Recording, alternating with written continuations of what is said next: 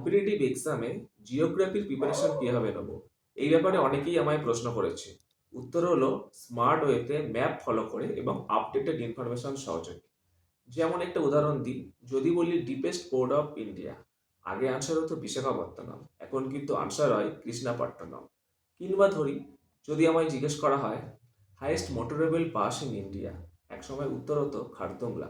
আমরা জানি পরবর্তীকালে আনসার হতো উমলিংলা, কিন্তু বর্তমানে সঠিক আনসার হলো মিগলা পাস, লাদাখে অবস্থিত। আবার ধরো, যদি বলা হয় highest SC population state of India, কি আনসার হয় উত্তরপ্রদেশ। এবং যদি বলা হয় highest ST population state of India, তাহলে কিন্তু আনসার হয় মধ্যপ্রদেশ। কিন্তু আমার যদি জিজ্ঞেস করা হয় highest percentage of ST population state in India, তাহলে কি উত্তর হবে? আনসার হয়ে যাবে মিজোরাম।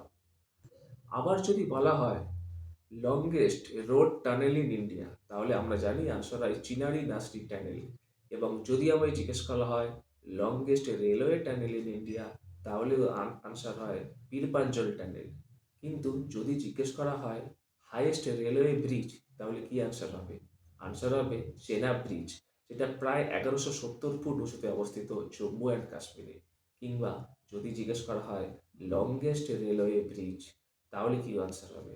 সেক্ষেত্রে আনসার হয়ে যাবে বগিবেল ব্রিজ, যেটা ব্রহ্মপুত্র নদীর উপর আসামে অবস্থিত।